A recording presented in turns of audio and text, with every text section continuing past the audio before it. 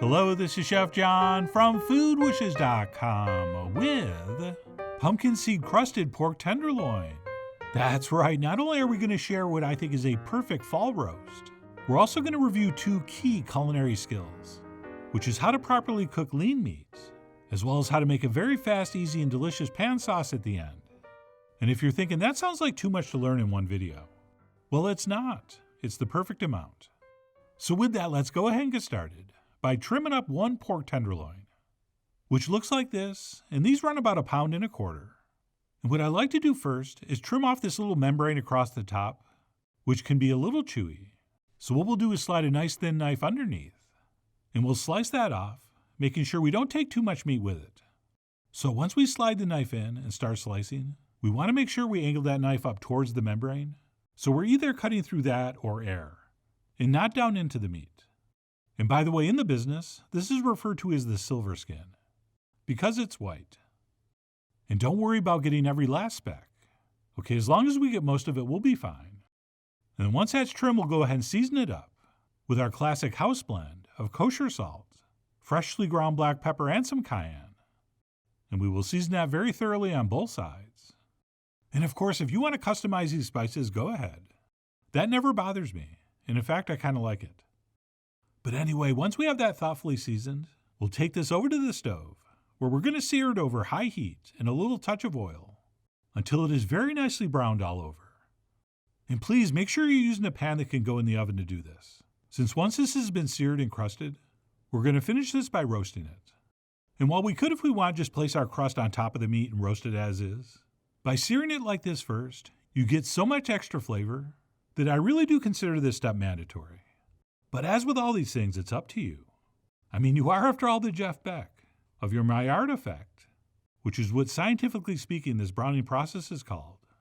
Oh, and speaking of the Yardbirds, if you're not into pork, I think this recipe would work for a couple nice large fat chicken breasts. But anyway, what we'll do once we have that beautifully browned on all sides is turn off the heat and remove that from the pan and place it back on our platter. And then what we'll do is let that sit and cool a little bit while we move on to make our crust. And for that, the star of the show will be these beautiful green pumpkin seeds, which we're going to go ahead and chop up nice and fine. And for this, you're going to want to find these green pepita-style seeds, which are basically a huskless pumpkin seed, and those are the ones you really want to use for this. So if you were hoping to use those ones you got from the pumpkin you carved, that might not be the best idea for this recipe. And exactly how small you mince these is going to be up to you. Okay, I don't want too many huge chunks, but I do like to have a little bit of coarseness. So I'm going to stop right here, since those look pretty good to me. And then once that's set, we can move on to mix up the glue that's going to hold the crust on, which will be nothing more than some Dijon mustard, plus a little touch of maple syrup, and then last but not least, a little hint of ground cumin. And we'll go ahead and take a spoon and mix that up before we spread it over our brown pork. And sure, honey would work also, but I do prefer the maple syrup, probably because I really like saying syrup. But either way, once that's mixed, we'll go ahead and cover the entire surface of our pork tenderloin, except the bottom, right? We don't need to do the bottom. And that's it. Once that's set, we can go ahead and apply our pumpkin seeds. And there are so many methods for doing this. Okay, we got the lift and pat, the roll and coat, and of course my favorite method, the old pile and pat, which involves piling on as much as we can, and then gently patting it on with our fingers. And I find the less we handle this, the better. So I don't like picking up the meat too much and sort of rolling it around. Okay, I'm mostly trying to press it on without moving the pork too much.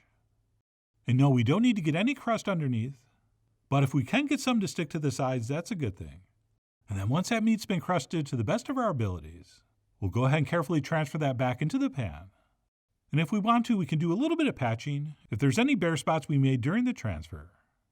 So feel free to fine tune if you want. And then what we'll do before this goes in the oven is pour in about 1/2 cup of chicken broth, or you could, if you want, just use plain cold fresh water. But anyway, that's going to keep our oven nice and moist, and also prevent any of those seeds at the bottom from burning to the pan. And that's it. This is now ready to transfer into the center of a 425-degree oven for exactly 20 minutes, or until it looks like this. And I've used this method so many times, I just go by time, and 20 minutes always gives me the perfect doneness. But of course, double check with a thermometer if you want. And I probably shoot for about 140 internal temp if you want to stay nice and moist. And then what we need to do at this point, quickly but safely, is transfer this onto a platter to rest for about 5 minutes while we head back to the stove to make our pan sauce. And while it rests, I like to loosely cover it with foil. And then what we'll do is place our roasting pan over medium-high heat, and we'll transfer in another splash of chicken broth, as well as, for some very important acidity, a little bit of rice vinegar, plus a little bit of balsamic vinegar. And then what we'll do is give this a nice stir, and we'll wait for it to start boiling. And then all we need to do to finish this is let this boil for about 1 minute, or until the liquid reduces by about half, at which point it's going to hopefully look something like this. And once it does, we'll turn off the heat, and we will finish this by stirring in a nice chunk of cold butter. And I said stir, and that certainly will work, but as long as you keep the butter moving while it melts, you're going to be fine. Which we can also do by simply shaking the pan, but the point is keep it moving until the butter disappears. And because of the acid in the vinegars, that butter didn't just simply melt, it emulsified, which means all those little particles are now suspended in our sauce, which is what gives it its shiny look and slightly thickened texture, and most importantly, luxurious mouthfeel. And believe it or not, that's it. We will of course taste it for salt, and add a pinch if we need to, and that is now ready to serve with our sliced pork. So we'll go ahead and uncover our meat. And the reason we let it rest on a platter is so we could catch any of those accumulated juices, which of course we will add to our pan sauce before we start to slice our meat. And if you waste those juices, we cannot be friends. All right, we can be acquaintances, but we're not friends, and I'm not going to help you move. But anyway, let's go ahead and slice our meat and see how we did. And how I did was phenomenal. All right, this meat was moist and glistening, and as you can see, has a little bit of a pink hue, which I think for a pork tenderloin is absolutely critical. But this was way more than just good looking. All right, that, my friends, was just an incredibly delicious bite of food. And I would have been pretty happy if I just ate this right off the board.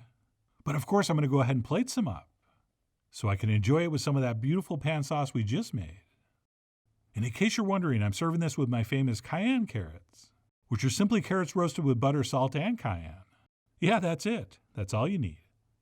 Oh, and if you're going to serve this to someone besides yourself, always clean the drips off the plate. It's just the decent thing to do.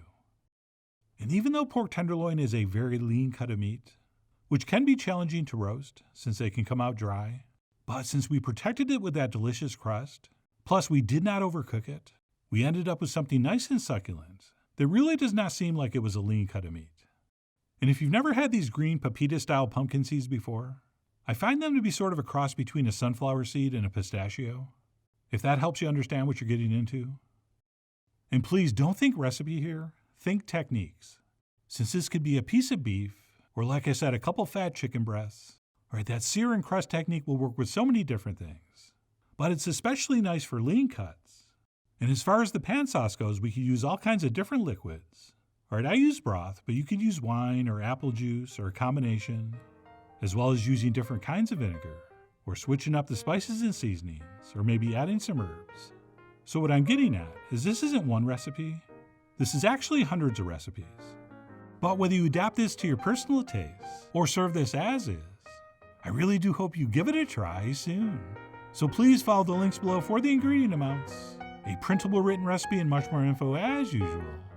And as always, enjoy.